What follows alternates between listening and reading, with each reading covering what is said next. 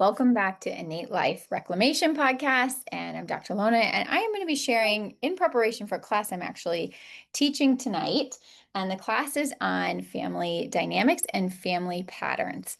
And so to start the class off, I just want to say that a lot of what we do in healing and creating success and abundance and thriving lives is change our perspective. And so, what I'm going to ask you to do is when we even think about our families and the patterning in families, we sometimes can identify things that were maybe negative or quote unquote wrong or we would change. But we also really need to look at what are we cultivating that is creating family strength. So the tone of this class that I'm teaching is going to be in wanting to create ripples in our family that are generational strengths, essentially. And how do we do that? How do we be intentional about passing on healthy patterns to our children or grandchildren? So that's really the framework for what I have to talk about today. And the first part of that is a concept that was taught to me quite a number of years ago at this point, and a lot of you have probably heard it before. And I think it's a nice, easy framework to thinking about when we want to create change in our family, positive, healthy change in our family, to keep this framework at the core of how we're going to march out some change. So that framework is this concept of be, do, have. Some of you have heard of it before, you know what that means, but I'm going to break it down. Most of us have not been taught to think in terms of be, do, have. We've been thinking opposite of that. Usually it's when I XYZ, then I'll be like XYZ and I'll have, this change. I'll be different than what I am. So example being, when I lose weight, then I'll enjoy my life and I can be happy, right? Or when my mom changes her tone with me, then I won't be so angry and then we'll have a better relationship. So it's always putting our power outside of ourselves rather than actually changing who we be on the inside and how we show up first, and then marching that out with action steps in order to create the outcome we want. And so that's what we want to kind of bring along with us as we explore some of this is where can we make an internal shift? That's the being part. How do we shift how we be in order then to create action from that place, from that more grounded, that more rooted in what we really want to create in our life? It's called inspired action. How do we do those things to then get the outcome we want? So be, do, have, right? Now, a lot of you have heard me on various other podcasts or various other topics where I'm talking about chiropractic opened my mind to this idea that our bodies are really like our instrument and energy is moving through our bodies.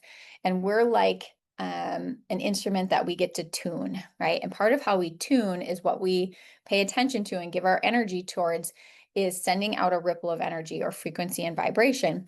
And that frequency and vibration co-creates our experience. It literally is how we embody, right? Not only in our physical body, but also in our physical surroundings, right? So you've heard of the idea of birds of a feather flock together, right? And that it's tough to have wild success or wild health when you're surrounding yourself with people who have the opposite, right? And that's because energy creates momentum and attracts similar energy, right? So again, this idea that we are an instrument playing a certain tone and frequency, and that tone and frequency is co-creating our reality. Again, be, do, have, right? So when we think about this with our family and our generations, three different topics or three different examples that I'm going to be bringing up in our workshop tonight is generally things like how we talk about our body. So how we think and how we talk about our bodies, we learned from family members, right? So wanting to really explore that concept of can I start to talk about my body and think about my body from a much more empowering place? Right? Can I actually affirm what I want in my health and well-being instead of pouring more energy talking about what I don't want or don't like?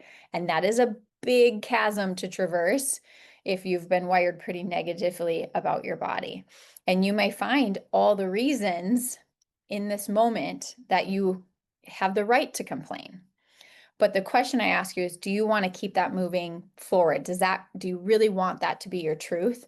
And if your child or your grandchild eventually started talking about their body in that way, would that be something you would want for them? Right? Because we don't want to keep that pattern still going.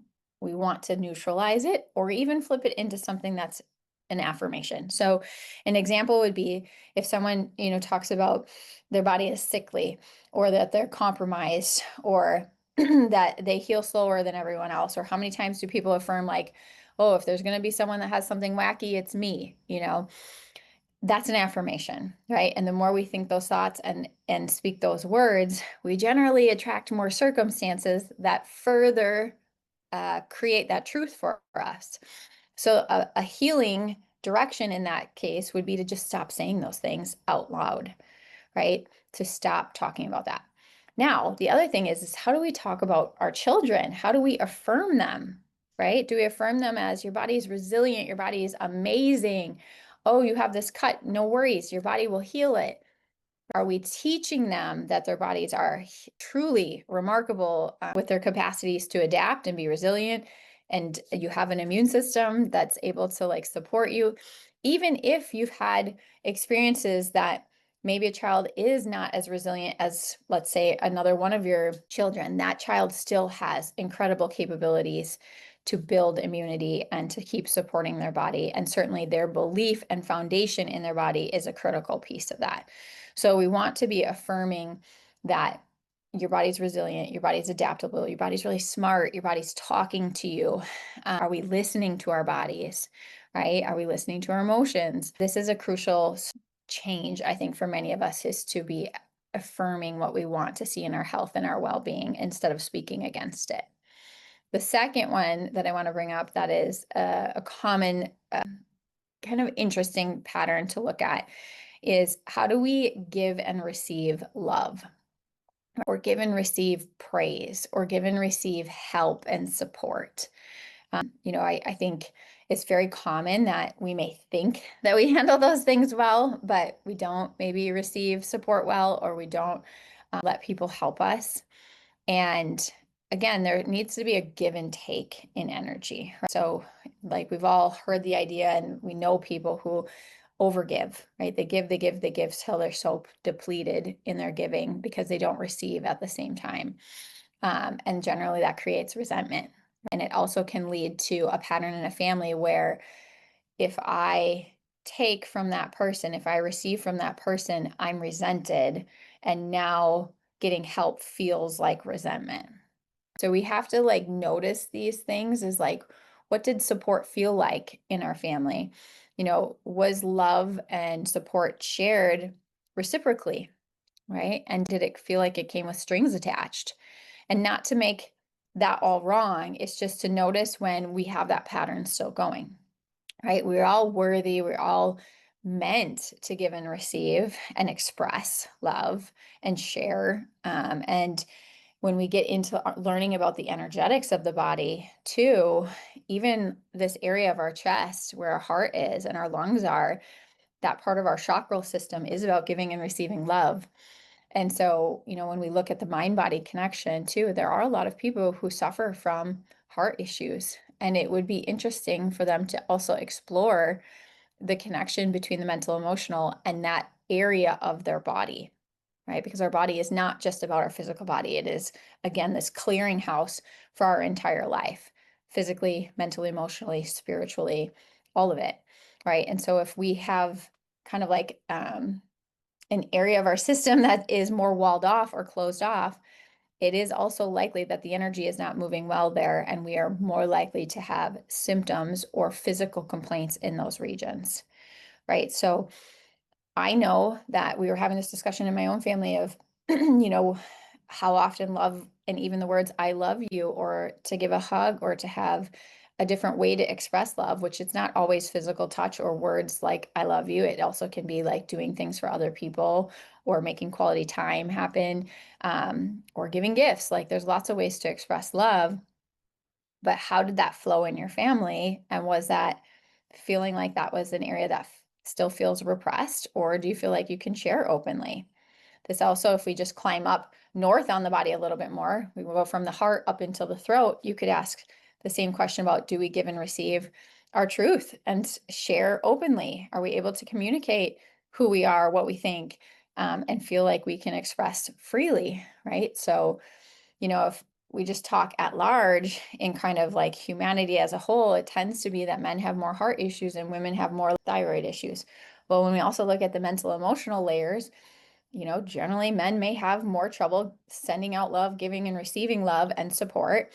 And women may have a harder time potentially expressing themselves and using their throat chakra to express. So again, if we notice that our body is a conduit for our energy and how our being uses our vehicle of our body to go through life and be resilient and adaptable to what life circumstances and the energetics in our family also are teaching us things.